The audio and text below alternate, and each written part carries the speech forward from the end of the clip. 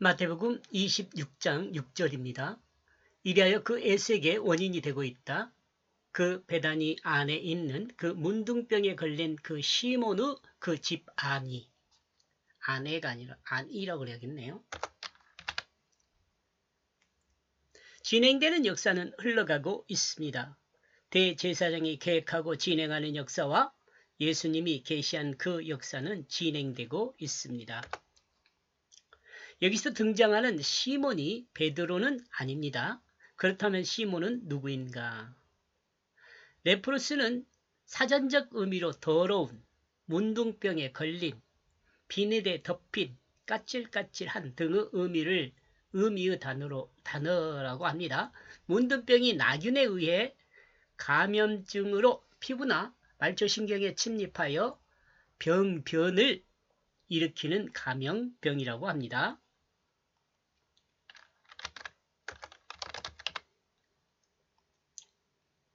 본문의 사건은 마가복음 14장 3절에서 9절과 누가복음 7장 36절에서 50절 그리고 요한복음 12장 2절에서 8절에 기록되어 있습니다. 그리고 6월절 6일 전이라고 기록되어 있습니다. 이게 요한복음 12장 1절요.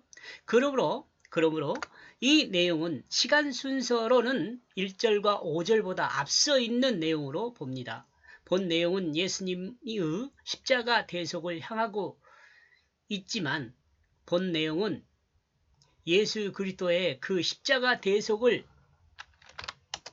향하고 있지만 고난주간 6월절 2일 이전은 아닙니다.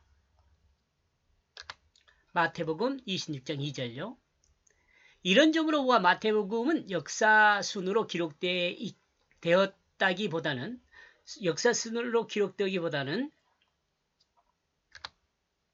복음을 설명하기 위한 논리순으로 기록되었다고 봅니다. 이러므로 이 내용은 대속이 있기 전 인간이 인간의 죄를 주님께 전가하는 내용의 기록이라 생각합니다.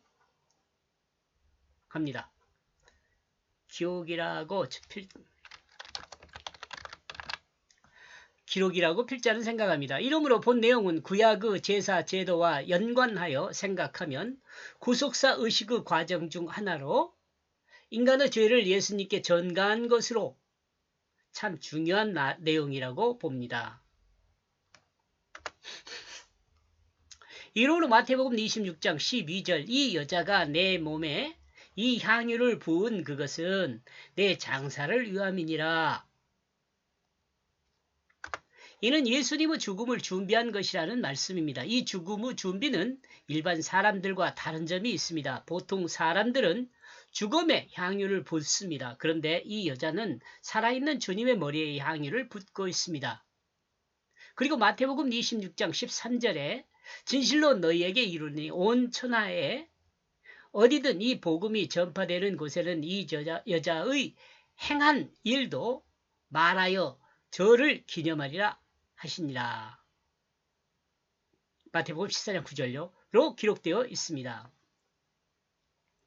복음은 이러한 이 여자가 행한 일을 말하여 저를 기념하는 일은 없는 것에 복음은 복음은 이러한데 성경에 기록된 복음은 이러한데 이 여자가 행한 일을 말하여 저를 기념하는 일이 없다는 것에 아직 복음을 이해하지 못하고 있음이 원인이란 생각입니다. 이 말은 무슨 말이냐면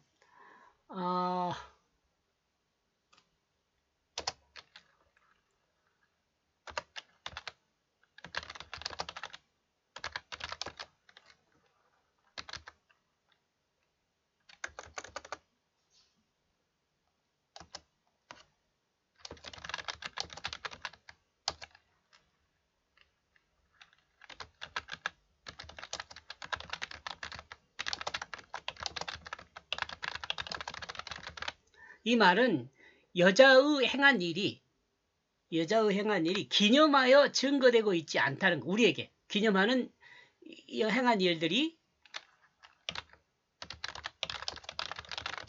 이 시대의 우리에게 기념하여 증거되지 않고 있다는 것을 말합니다. 여러분, 기념하여 증거하고 있지 않잖아요. 이 여자의 일을. 여기에 좀 복잡한 일들이 많이 있습니다. 여러분, 여기에 한 여자는 베다니의 마리아로 마르다와 나사로의 누이였음을 알 수 있습니다. 요한복음 12장 3절요. 그리고 이 장소는 과거 문둥병자였다가 예수께 치료를 받은 시몬의 집입니다. 시몬 베드로의 그 시몬은 아닙니다. 한편 이 사건은 누가복음 7장 37절부터 38절에 등장하는 죄 많은 여인과 전혀 다른 이야기라고 합니다. 왜냐하면 장소와 시간과 전달하는 내용과 의미도 다르기 때문이라고 합니다. 이 핸드릭스인이라는 사람하고 윌리엄스라는 사람이 이렇게 이야기를 하고 있어요. 그러나 누가복음 7장 37절의 내용과 본문의 내용이 전달하는 의미는 동일한 내용으로 봅니다. 그러나 필자는이라 그래갔네요. 본문은 인간이 인간의 죄를 예수님께 전가하는 의식을 다루는 내용으로 보기 때문입니다.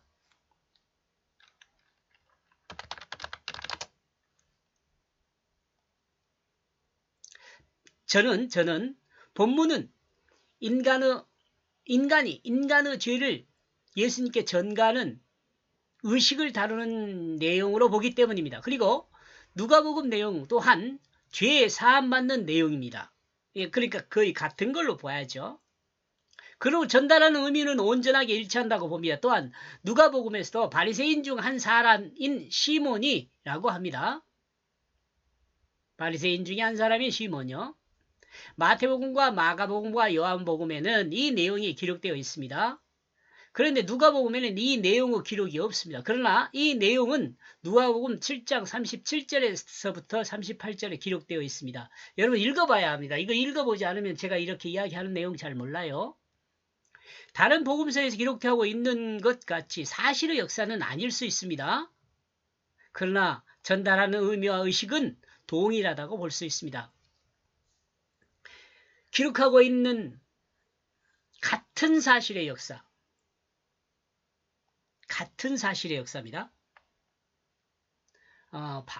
다른 복음서에서 기록하고 있는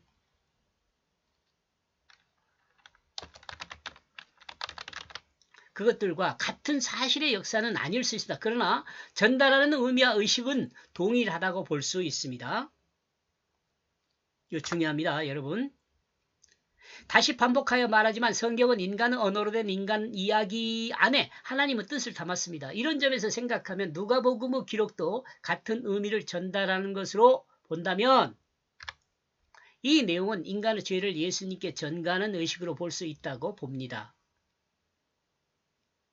마태복음의 장소는 베다니 시몬의 집입니다. 그리고 베다니는 죽은 자를 예수님이 살린 나사로가 사는 동네입니다. 그리고 시몬은 문둥병을 치료받았습니다. 그리고 시몬은 바리새인입니다. 그리고 이 당시 마르다는 분주하게 손님 대접을 위해 일하고 있습니다. 이런 점에서 생각하면 아마도 문둥병을 치료받은 시몬이 마르다의 남편이었을 가능성을 생각해 볼 수 있습니다. 요한복음 12장 2절요.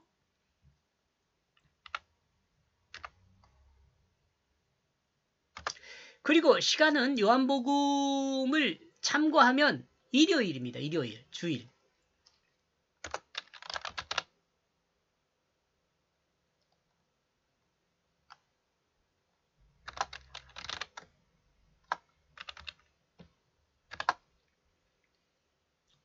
요한복음 12장 1절요. 그리고 나사로와 마르다와 마리아는 세 형제입니다. 예수님의 머리에 순전한 나드 한 근을 부은 것은 나사로의 누이며 마르다의 자매라고 볼 수 있습니다. 누가복음에는 장소 기록은 없지만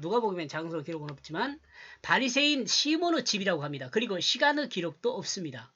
이 내용은 마태복음 26장 6절에서 13절, 마가복음 14장 3절에서 9절, 누가복음 7장 36절에서 40절, 요한복음 12장 2절에서 8절에 기록되어 있습니다.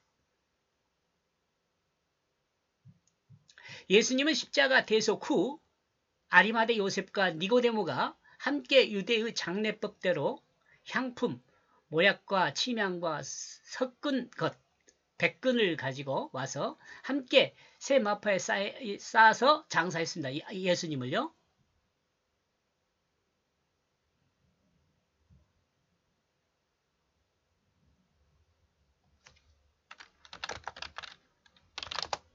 예수를 장사했습니다. 그러나 완전한 죽음을 확인한 3일 후 여인들이 예비한 향품을 가지고 갔지만 무덤에서 예수를 찾지 못했죠. 이는 예수님께서 부활하셔서 염을 하지 못했음을 드러냅니다. 누가복음 24장 1절요. 예수께 향품을 부은 여인은 둘입니다. 그 하나는 나사로의 누이이며 마르다의 자매인 마리아입니다. 그리고 다른 한 여인은 그 이름을 알 수가 없습니다. 다만 모두가 알고 있는 죄인입니다. 이러므로 7 귀신이 나간 막달라 마리아라는 주장이 있습니다. 그리고 예수님의 부활을 제일 처음 목도한 사람은 누구예요? 막달라 마리아입니다. 이 여인은 7 귀신 들렸다가 예수님께 귀신을 쫓아내준 여인입니다. 예수님께서 귀신을 쫓아낸 주인입니다. 예수님께 예비한 향품으로 염하려 무덤으로 갔지만